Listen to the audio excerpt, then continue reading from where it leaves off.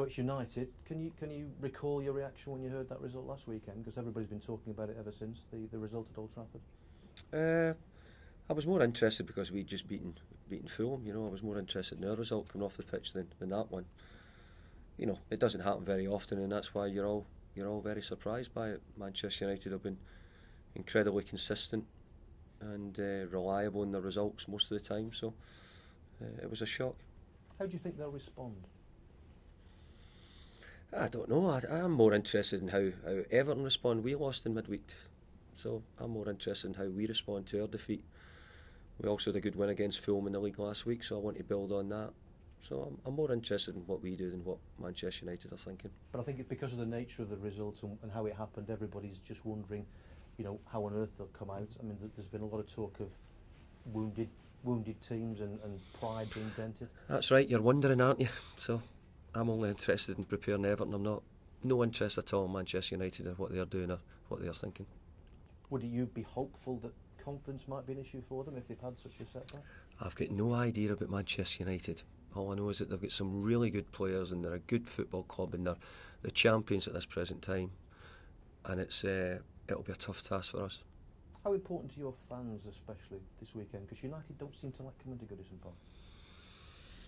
I think over the years, Sir Alex would have said he does like coming to Goodison. I think in the last few games we've made it much tougher for them, but we've done that for all the sort of bigger sides.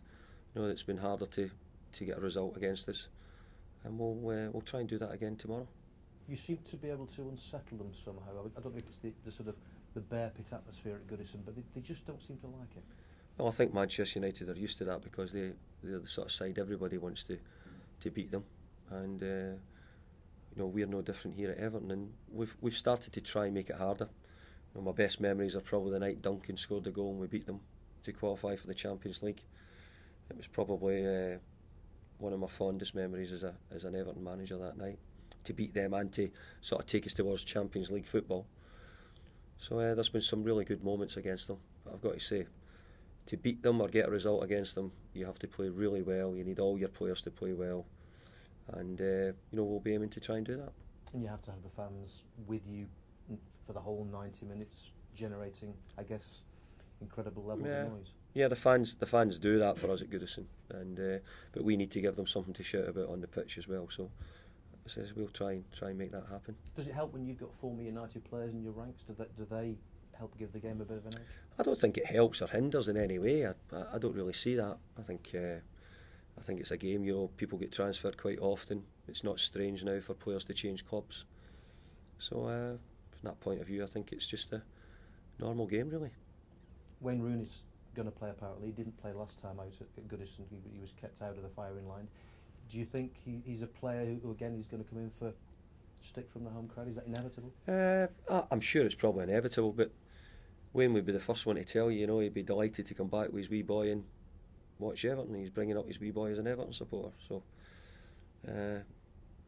he'll always be an Evertonian, Wayne, and you know, he'll get criticism because he left the club. But time's moved on, we've moved on, he has. So you know, I don't see any problem with it. And how tough a week do you think it's been for Sir Alex? You know him very, very well. He won't have had a setback like that for a long, long time. How do you think he'll be coping with the week?